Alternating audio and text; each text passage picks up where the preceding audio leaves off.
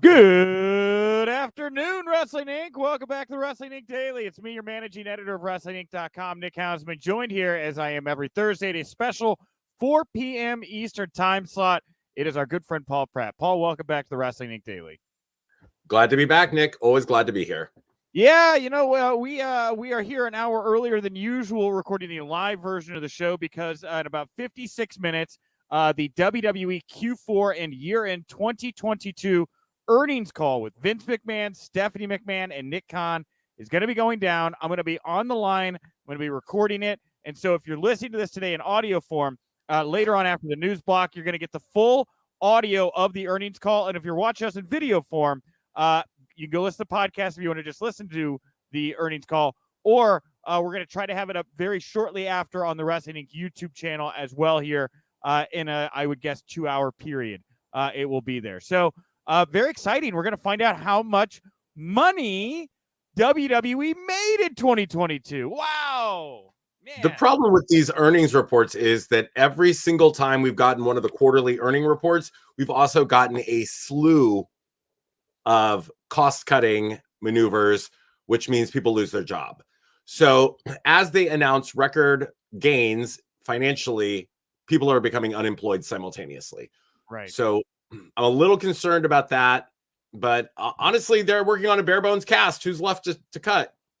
I wonder if anybody asks about Shane, because there'll be a time when people are allowed to ask questions. I'm not a business or financial journalist. I think you also have to be some kind of investor. So I don't think I qualify to ask questions. I just get to listen.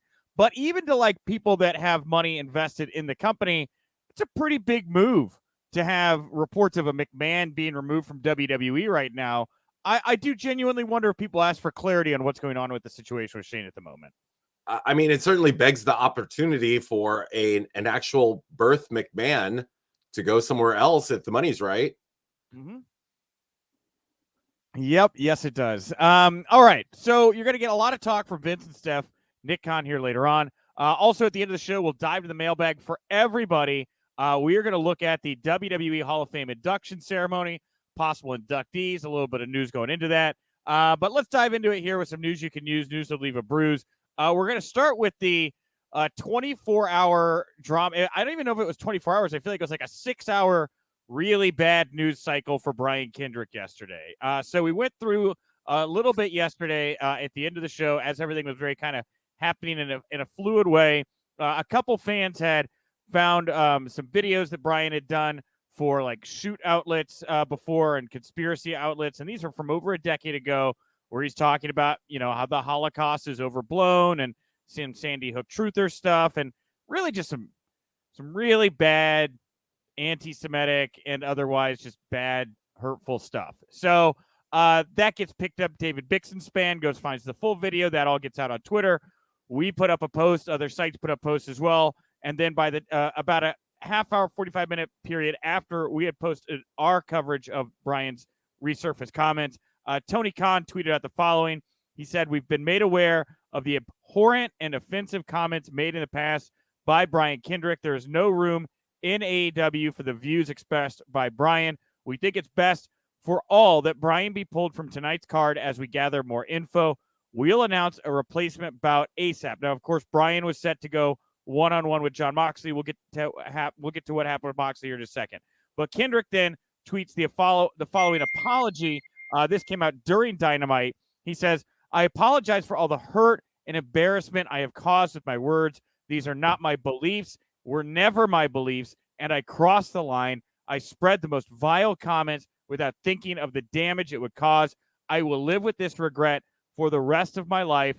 I am truly sorry for the pain I have caused." And truthfully, by pro wrestling apology standards, and there is a bit of a, we'll just call it a range for me, this rang more genuine to me and seemed to, what I appreciated about this apology in particular for Brian, full ownership of not just that he said it, but of the words and how it affected him and others around him. So I blathered a whole bunch here, but Paul, what do you think about what happened here with Kendrick yesterday? Yeah, I mean, I think it's really unfortunate that somebody would ever have gone on record anywhere saying these things.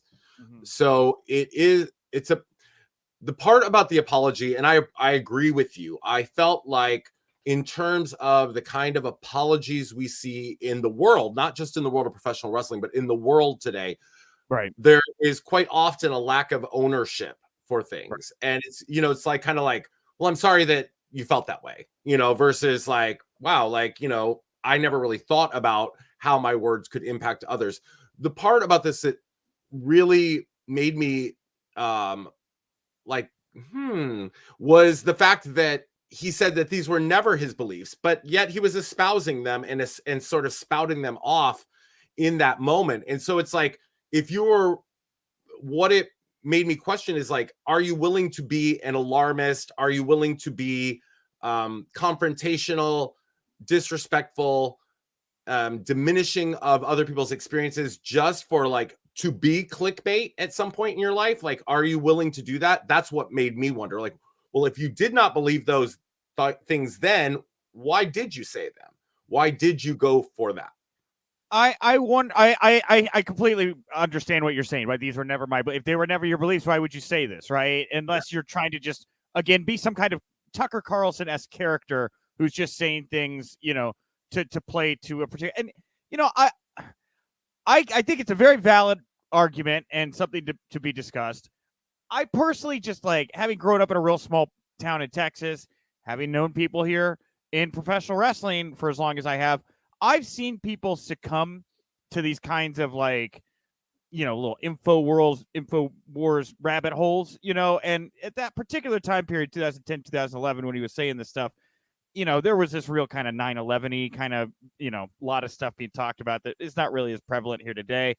And it's a cultural thing, right? Like, if you feel lost, you feel adrift, and you're looking for answers, you find a community of people who, if you say and do a certain thing, are willing to accept you. It could be a tantalizing offer for some people. I don't want to get into the mind of Brian Kendrick, but I do know that, unfortunately, I've had friends go through these periods where they say and do these things where I'm just like, this isn't my friend anymore. I don't know what's going on. And I've also seen them come out of it on the other side as better people that can look at that and really wonder how they got to that point. And so I'm hoping that it's the latter with Brian.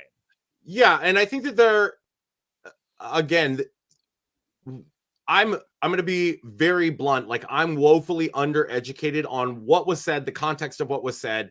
I've only read the reports, right? And I don't like to make judgments based on things that have been pulled potentially out of context or whatever. This doesn't sound like it's been taken out of context, but I would like to know what I'm saying is I would like to know the more full context. And I think that if in fact he said, you know what, like, I really, there's like a cult-like mentality that can come with any political belief system, whether you're far right, far left, anywhere in between. And the idea that I did succumb to this thought process because that's who I was around at that time. I would like to state that, things are different now. I think that the unfortunate situation is that when one makes a mea culpa, when your hand's been caught in the cookie jar, it does not feel as authentic or as valid as if you said, before any big opportunity presents itself, I just have to say that there's something I said on this radio show, podcast, whatever, 10 years ago that I'm mortified by today. And I want to talk about that and put it out there because, I don't want some future employer to be, humiliated by having this information presented to them by a third party. Yeah, and I agree with that. And a lot of people are saying, why didn't you come out earlier and, change it? And again, maybe in his mind, he himself had changed. He was just kind of hoping this would go away. I'm just kind of, again, like, I feel some genuine, I feel sincere, like some sincere apology here from Brian, right? And it's gonna be a time will tell thing, right? Like, we are going to watch Brian Kendrick very closely now, what he does, how he, shows that he's moved past that part of his life. Because look, people love Brian Kendrick, right? This was a heartbreaker for so many of my friends because of like how many people I know that were like influenced by Brian Kendrick or Kendrick and Paul London for that matter. Nobody wants to watch a Brian Kendrick fall to the wayside. And so I think everybody here is hoping that Brian genuinely learns from this, becomes a better person. Because I think I speak for a lot of people when I say Brian Kendrick has helped a lot of people in a lot of ways you really kind of find who they are as performers and wrestlers and things like that. Yeah, I would say also in like sort of in closing, the one thing that frustrates me about the idea and concept of cancel culture is I do think that there is a basis of accountability that's requested from cancel culture, like either become accountable for this and be held responsible and as a result perhaps be canceled or whatever. But the other flip side of that is that I feel that we do not often allow people the opportunities for redemption, that being called on the carpet for poor behavior, saying hurtful or hateful things, being misguided in the way you treat others, whatever that case is, there is a story of redemption, an opportunity for redemption should people, one, take accountability, two, make efforts to amend their behavior, and number three, like actively try to counteract the future behavior of others that would fall in that same vein. Yeah. All right. Well, let's talk about what happened with Jon Moxley here. So he was supposed to take on Kendrick here, and instead he wound up taking on Wheeler Yuta. He beat Yuta, and then afterwards he was approached by Bryan Danielson, with Danielson proposing this idea of starting a stable, I guess, with Moxley, where they would be taking in young talent. Daniel Garcia was a name that Brian mentioned there. What do you think of the segment and the idea that's being put forward? Wow, the main event mafia again, right? So, you know. By the way, Nadir was our first comment of the day. And he said Punk should join Mox and Brian NWO for Life reunion. Don't hate it. Anyway, sorry. Yeah, I mean, I think that there is, I think that there could be money in that. You know, like the idea, those kind of stables, when they're done correctly, work very well, and it helps to elevate younger talent. Yeah. When they're done poorly, it's the main event mafia. But, you know, these are things that are commonplace, I think, in the world of professional wrestling. And it's something that I also believe could, if it kind of pulls together former WWE talents into this one type of a faction, it allows better for people within AEW who are AEW originals or homegrown talents to kind of like fight that outside force or outside factor and come out looking better for it. It's just a little, I mean, I don't hate it. I mean, I'll give anything Bryan Danielson wants to do right now more than a fair shake. The only thing for me is it's just Jon Moxley's been such this great lone wolf character rolling around AEW. A little weird for me to think about him being kind of in a stable. He's been one of the few guys that's been kind of able to stay away from that outside of, you know, some tag stuff he's done with Eddie Kingston. Right. And I am a huge advocate for AEW eliminating countless numbers of their like lackluster stables, factions, whatever, things that are, in my opinion, overshadowing individual talents, which could have an opportunity to shine if they were not hidden and folded inside of these factions, which A, make no sense, and B, don't seem to be working for me, at least, and many viewers, I think. But this is a situation, it also came out a little bit out of left field to me, because I absolutely did not expect that to come out of Brian's mouth. And it was very, I don't know, it was a little questionable too, because, you know, Daniel has been playing this fervent kind of heel for the last several months, and there was a lot of babyface vibes to that promo, and it did not make sense to me in its entirety. There was a weird energy around it, right? And like that's why I'm like, I'm willing to give it a chance. Big fan of both of these guys. Don't hate the concept, but yeah, it felt very, it was like the kind of snakish Bryan Danielson coming in. I'm not entirely sure Moxie goes on board for this thing, right? Maybe Brian has a Daniel Garcia and a Wheeler Yuta, you know, his little stable of young guys, and they start shooting at Moxley for not want to be a part of this. It just doesn't feel quite natural yet for me. Yeah, it did not feel natural for me either last night. And again, I was confused because in some capacities, Brian was cutting a babyface promo, but was it done with the underhanded kind of backhanded complimentary type of thing to manipulate? We'll find out. All right. Well, the big news coming out of AEW Dynamite in Chicago, which I didn't go to because I was scared of the roads, because I didn't want to get caught out somewhere because I'm old now. But MJF. I really hate you for saying you're old now. 37, man. Come on, over the hill. Dude, my birthday was this week, and let's just say I did not turn 37. 36? My birthday was on Monday. I decidedly did not turn 37. 28. Anyway.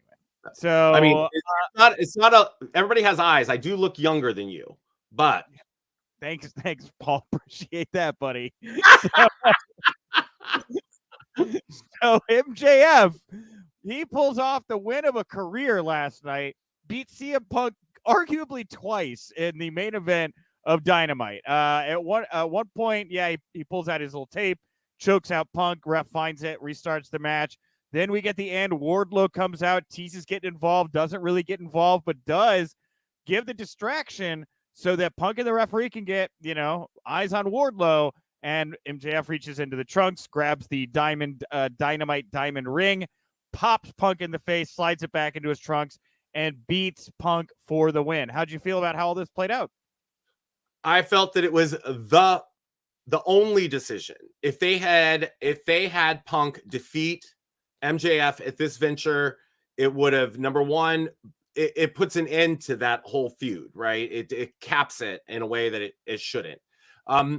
But at the same time, this was such a wise choice. It's elevating MJF even further. And when you give your heel something like that, like a real meat and potato, something to run with, no matter how the victory was achieved, we're going to hear about it non-stop. And that is what they need for MJF. Yeah, 100%. Yeah, I was all about this. For all of the kind of lacklusteriness I feel like some have felt for CM Punk, he has done a better job establishing a talent like MJF than I think maybe. I mean, I think Brian did a good job with Page, but like Hangman Page doesn't feel any bigger for me on the other side of the Bryan Danielson thing. And like some ways I feel like he kind of feels a little smaller because like he was so in the shadow of Bryan Danielson during that feud.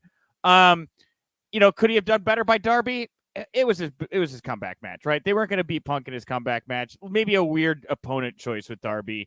Played around with some of the mid-carders there for a little bit, but when the time came to do the right thing and pass that momentum on to an MJF, he did it. And I can't knock the hustle, man. I thought it was really, I thought it was a testament to what Punk is kind of doing right now, what he did with MJF in this match.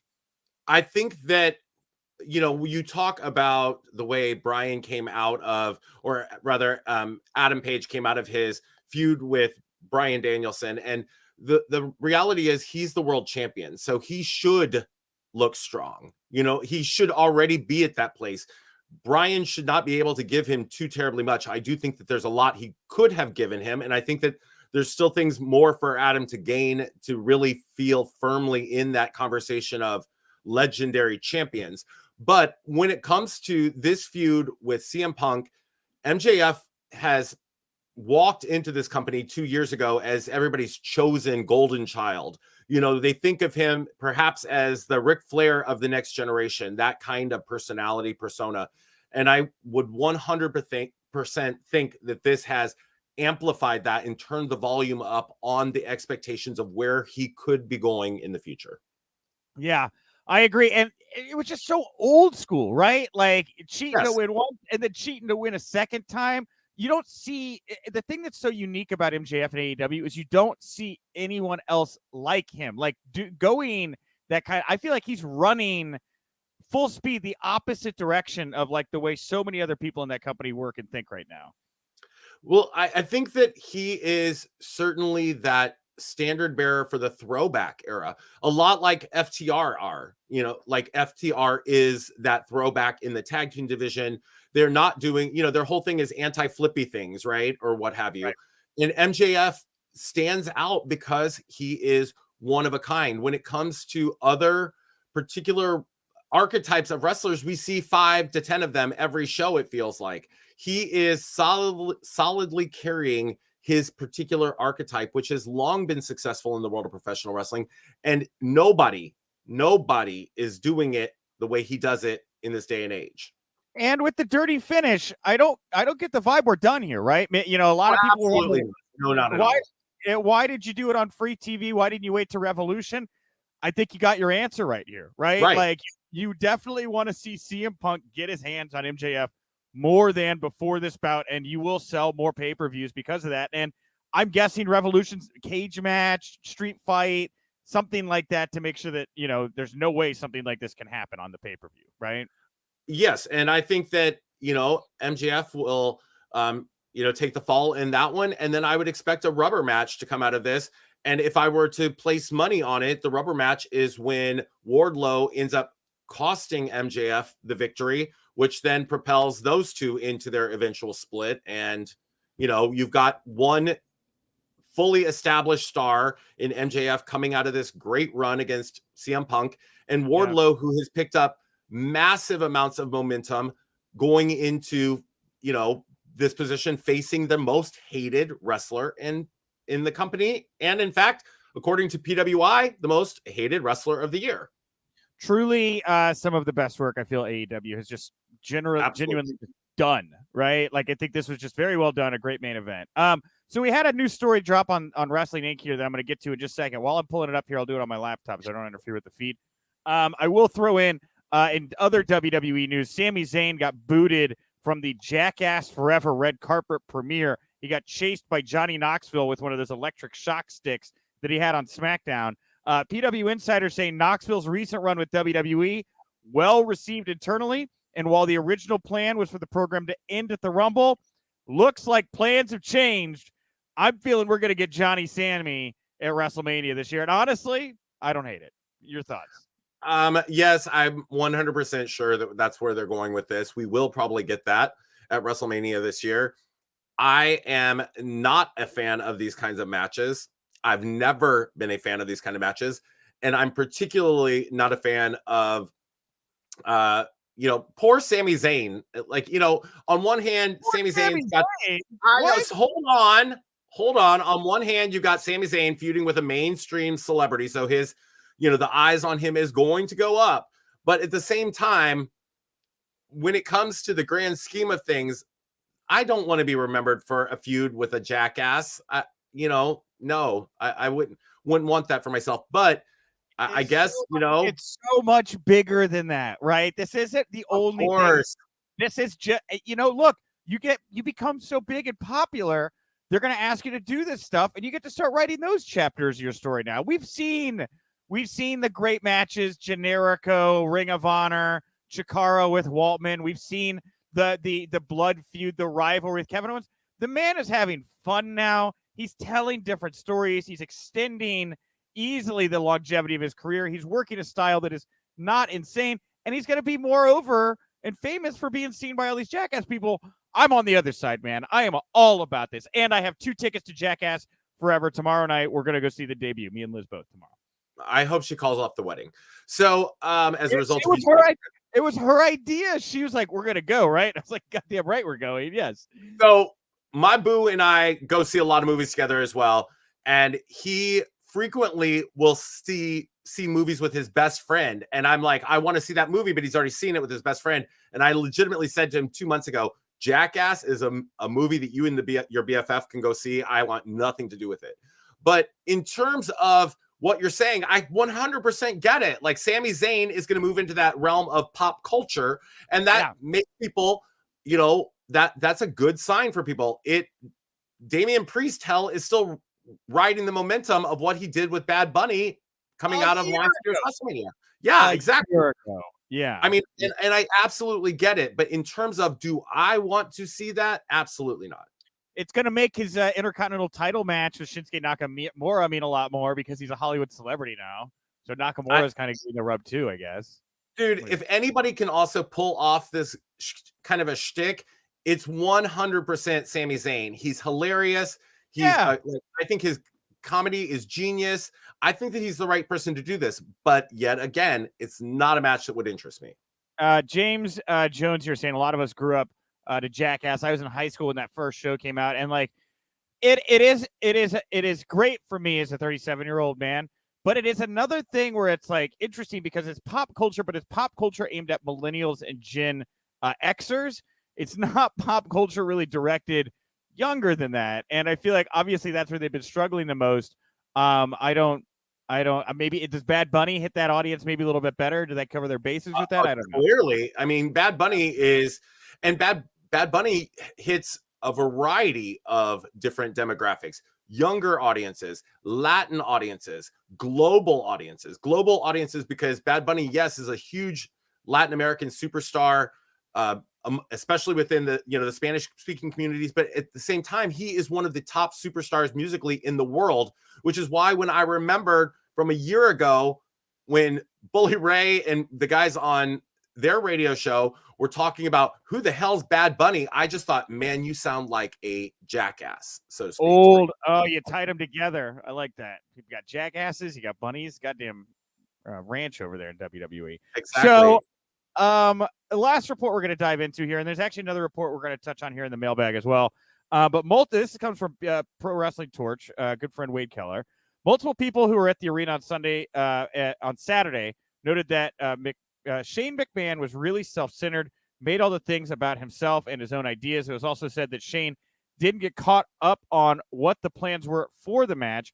McMahon apparently, this is Shane, doesn't keep up with the WWE storylines, as it was noted that he didn't know what was happening on TV, which was to build to certain moments in the Rumble. Shane allegedly pulled the McMahon card with the other men's Royal Rumble match producers and wanted things done his way, with the idea that he was there to have a big moment in the match. Things reportedly got so bad, how bad were they, that there was a heated argument with people who felt like they could push back on Shane's behavior. The situation was described as chaotic by multiple sources, and McMahon's actions reportedly caused a lot of stress and strife, distracting people from the tasks at hand. It was also said that Shane just went, quote, way overboard with his actions. There was a plan in place for the Men's Rumble, but Shane was reportedly pushing back against the WWE producers, who were simply trying to follow through on what Vince told them should be done in the match. Shane had interactions during the Men's Rumble match with Kevin Owens, Otis, Riddle, and it was noted that these exchanges were all his doing, and these are the wrestlers he wanted to be in the ring with, looking good against. While Shane had those interactions that made him looking strong, it came time to put someone over, and he was willing to put Brock Lesnar over as the winner. Thank God. Really? Wow. Look at how generous he is. Willing to put over Brock. Thank you, Mr. McMahon, says Brock Lesnar. It's been reported that Shane was... It's nice he's making those new stars, right? Like, helping the new guys out. Yeah. So it's been reported that Shane was booked to wrestle at the Chamber in Mania, and that he was scheduled to be a heel on Raw. An issue related to Shane's Raw creative is reportedly what put him in a bad place with Vince. Shane reportedly had issues with what was planned for Raw, how he was going to be framed, and how he was going into the title match at the Chamber. Shane reportedly disagreed with Vince's plans for the Chamber booking and how he wanted to execute those plans. The plans were laid out to Shane, but he didn't like them. So he reportedly pushed back on those plans, and that was where Vince finally had enough, leading him to canceling all plans with Shane. Regarding the back and forth on Saturday, the Observer adds that Shane had ideas, but Vince would veto them. Lesnar would push for other things. It's been reported that Lesnar got his way in the Men's Rumble, and word now is that Lesnar got to do a lot of what he wanted, while Shane did not. Shane complained to a lot of people. He talked down to others, including Jamie Noble. And besides Shane and Noble, it's been reported that other main producers for the Men's Rumble were Adam Pearce, Daivari, and Chris Park. Vince brought Shane in to help produce the Rumble for a third year in a row. It's likely this will be the end of his Rumble creative work. Yeah, no shit. It was described as dad doing a favor to his son, despite the fact that Shane's creative ideas have been laughed at behind his back for years, and the fact that some say Shane doesn't have a good creative wrestling mind. Lastly, it was also noted that it's not clear. Wade Keller, by the way, is going to publish this on Kindle so you can read it at home in your spare time. This is meaty. It was also noted that it's not clear if Shane has been released from a talent contract or if he was just sent home and removed from all plans, which is personally what I believe. But it's believed among some that Shane will not be involved with WWE for the foreseeable future. The WWE title match, title match has champion Lashley defending in the Chamber. But anyway, so that was a very long report. I felt I had to get all of that in. Lots going on with Shane. Anything you want to pick up on there before we head to the mailbag? Yeah, my feelings on this are there is no way that a McMahon has been fired by WWE. Like the guy's partial owner of this company. As long as he's been there, part of his payment as an employee is always like some probably incredible percentage of stock options and things like that. So he's going to be fully employed there. He's been employed there for all this time behind the scenes, or maybe not even doing much. Who knows? But he gets a paycheck from them. They're not going to outright fire him. They just probably, in my guess, aren't going to use him. And color me shocked that a guy who 2 or 3 years ago put himself in an angle to be considered the best in the world has an ego and is difficult to deal with. Give me a friggin' break. This is not a news flash. All right, Paul. Well, I want to thank you for diving into the news with me at the top of the show. Thank you to everybody for tuning in here. We had more people tune in on a last-minute time change than I expected, and so really sincerely appreciate that. And again, if you want to check out the Q4 year-end 2022 earnings call with Vince, Nick Khan, and Stephanie, that's going to be up here on the site here very shortly. And of course, if you're listening in audio form, you already heard it.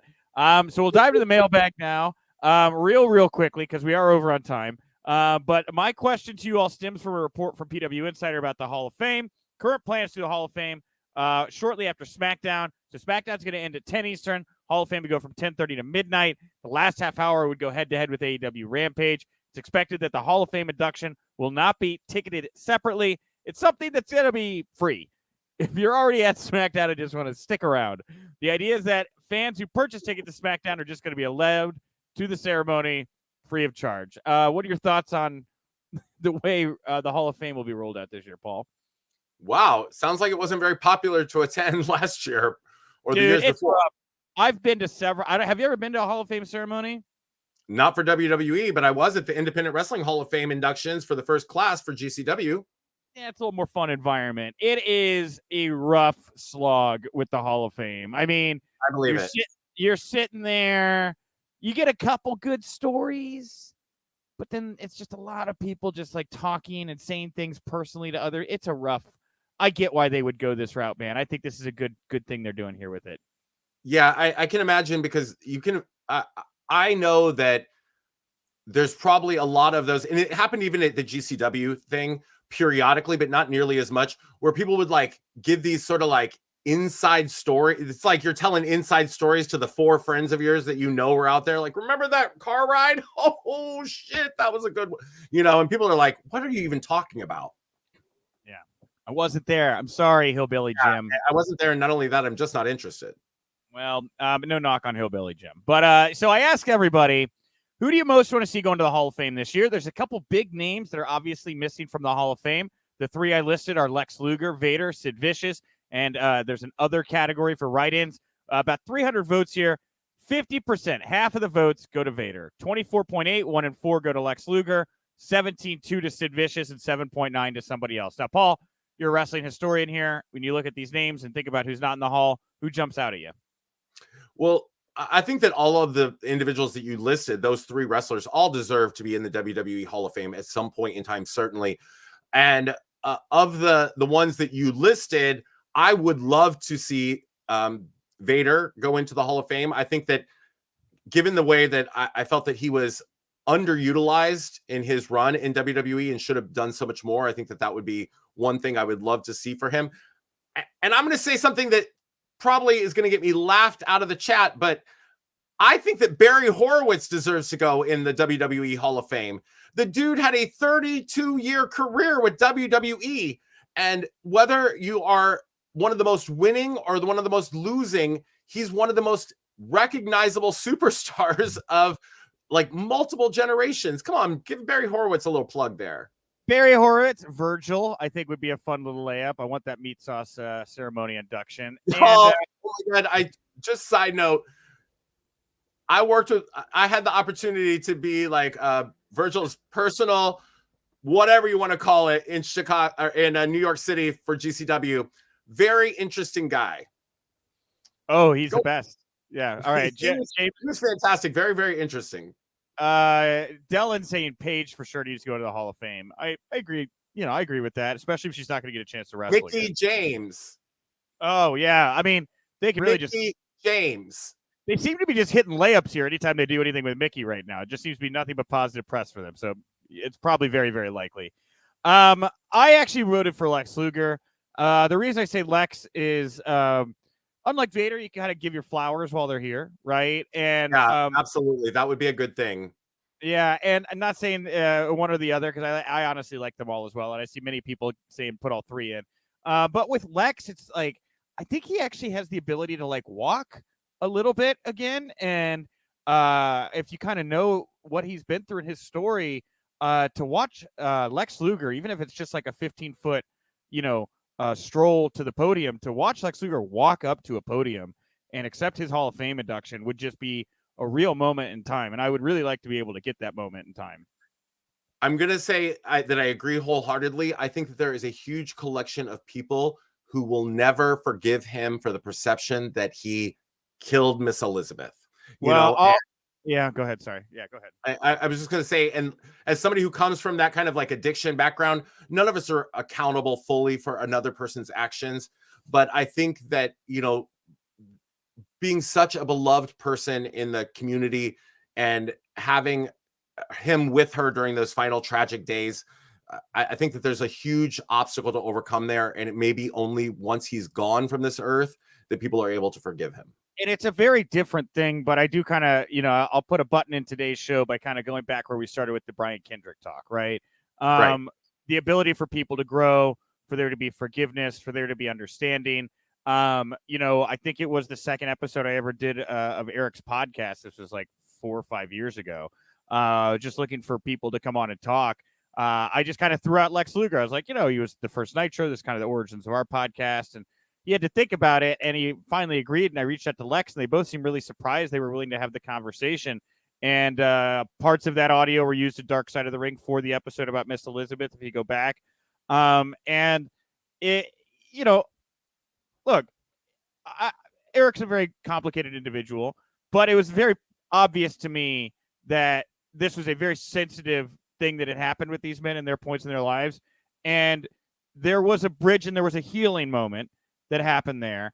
And while I know that's not going to happen with everybody around Lex Luger, I know that there are a lot of people in and around that situation that have seen that growth in Lex Luger and know he's a much, much different person.